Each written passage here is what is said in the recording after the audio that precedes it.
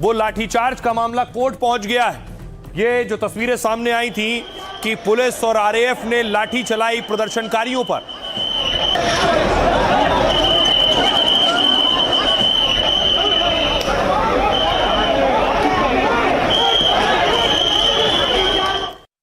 इस मामले में सुप्रीम कोर्ट में सुनवाई हुई। देखिए क्या हुआ। सुप्रीम कोर्ट इस पर खासा सख्त है। शांतिपूर्ण प्रदर्शन संवैधानिक अधिकार है जिसे छीना नहीं जा सकता। कोर्ट ने कहा केवल प्रदर्शन भर से पुलिस की बर्बरता को सही नहीं ठहराया जा सकता। यह टिप्पणी सुप्रीम कोर्ट ने लाठीचार्ज से जुड़ी याचिकाओं पर सुनवाई के दौरान की है। अब सुप्रीम कोर्ट 28 जुलाई को सभी याचिकाओं पर एक साथ सुनवाई करेगा। ये याचिकाएं 20 जुलाई को कॉकरोच जनता पार्टी के संसद मार्च से जुड़ी हैं और इनमें आरोप है कि प्रदर्शनकारी छात्रों पर पुलिस ने ज्यादती की।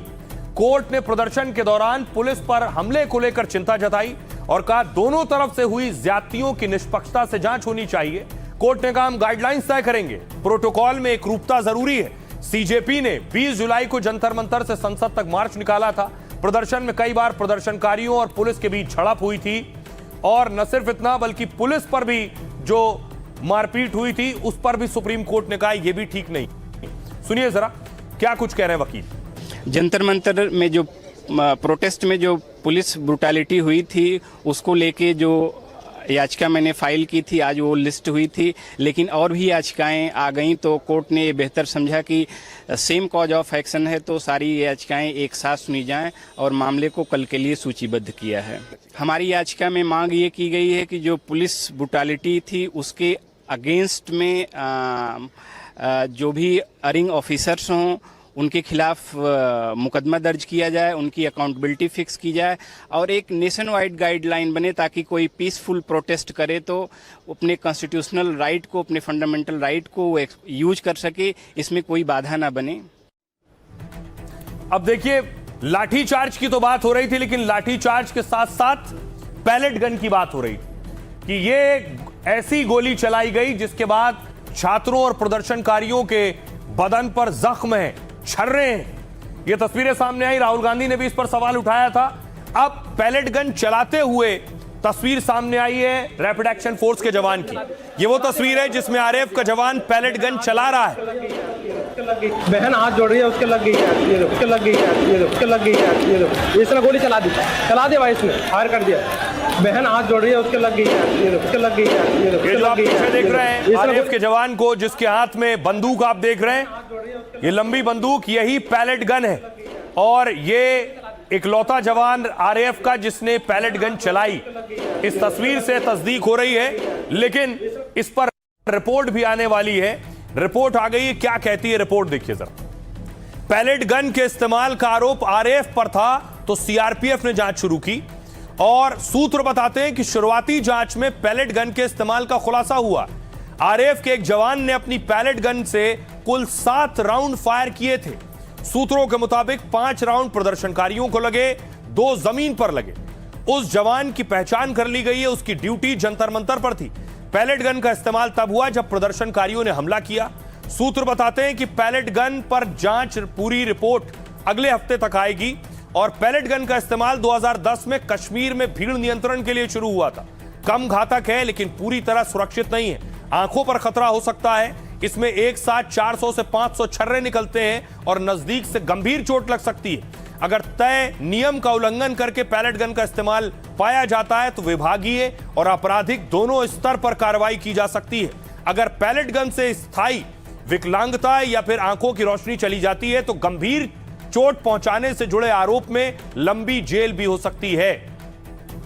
अब इस पर बवाल भी हो रहा है, प्रदर्शन भी हो रहे हैं। सुनिए सियासतदान क्या कहते हैं। भारतीय जनता पार्टी के शासन में हम देख ही रहे हैं कि कैसे युवाओं पे भी अत्याचार नहीं रुक रहा है और जहां पैलेट्स जलाई गई बच्चों में दिल्ली में, और एक लोकतंत्र में रहते हुए भी कहीं ना कहीं लोगों की जो स्वतंत्रता है, जो फ्रीडम है और जो स्पिरिट है उसको मारा जा रहा है भारतीय जनता पार्टी की सरकार।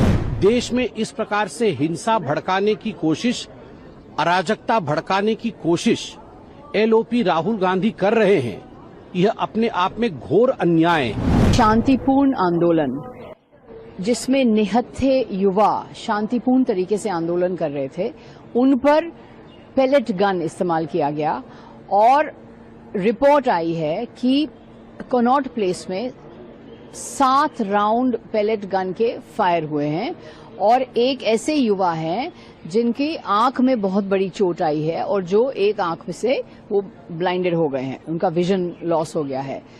तो ये बहुत ही खतरनाक और बहुत ही गंभीर मुद्दा है। क्या पेलेट गन्स और AK-47 का प्रयोग उचित है? पिछले सोमवार निहत्थे छात्रों के ऊपर आपने पेलेट गन्स का इस्तेमाल किया, ये तो बर्बरता है। लेकिन ऐसा नहीं है कि सिर्फ पैलेट गन चलाने वाले आरएएफ के जवान पर एक्शन होगा। एक्शन की तैयारी उन पर भी है जो प्रदर्शन में मारपीट कर रहे थे। और आपको जानकर ताज्जुब होगा कि प्रदर्शन में अपराधी भी गुस्से थे, ये खुद दिल्ली पुलिस कह रही। ये जो तस्वीरें आप देख रहे हैं, पुलिस के साथ मारपीट हो रही थी, पुलिस पर लाठी चल रही थी, पुलिस को निशाना बनाया जा रहा था।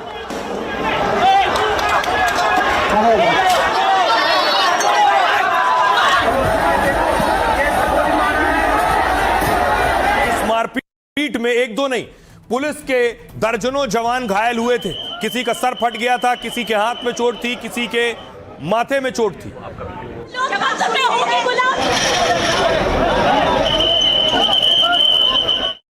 आपको दिखाऊं कि अब एक एक चेहरा पहचाना जा रहा है कि इस प्रदर्शन में कितने अपराधी घुस गए थे।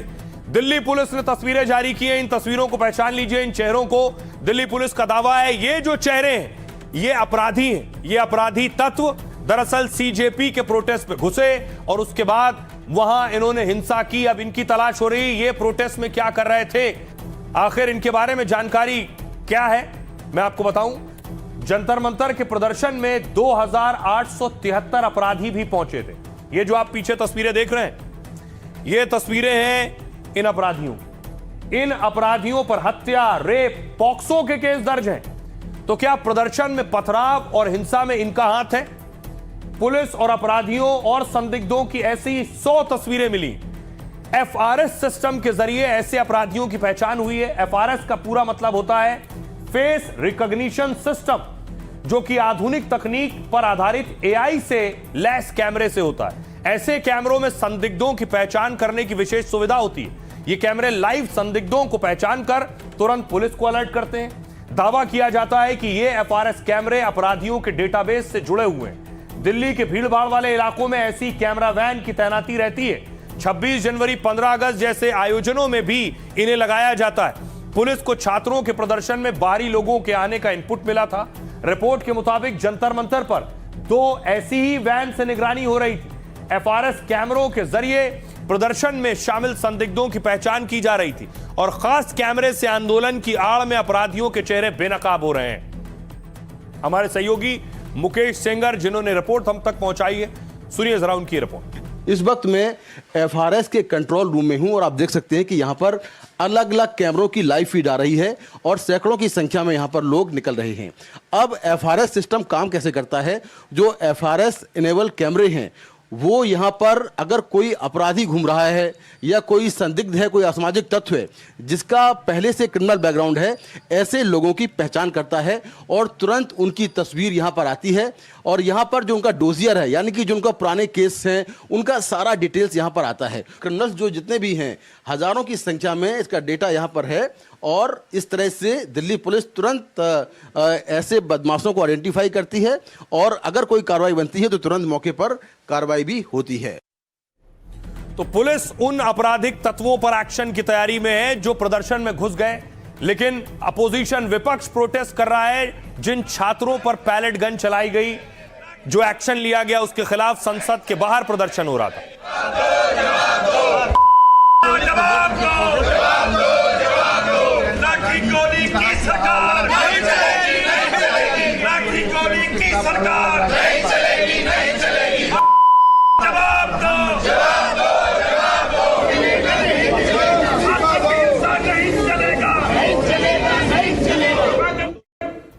आज paper leak, anti paper leak bill introduce होना था, यानी सदन में रखा जाना था। मंत्री जितेंद्र सिंह ने इंट्रोड्यूस किया। एग्जामिनेशन ब्रैकेट अध्यक्ष महोदय, I rise to move for leave to introduce the public examination bracket prevention of unfair. तो आज संसद में एंटी पेपर लीक बिल आ रहा था, उसमें संशोधन। दूसरी तरफ देखिए संसद के अंदर विपक्ष प्रदर्शन कर रहा था और कुर्सियों से उतरकर वेल तक आ गया। ये सदन है जो दुनिया का सबसे बड़ा लोकतंत्र है, इसकी मर्यादा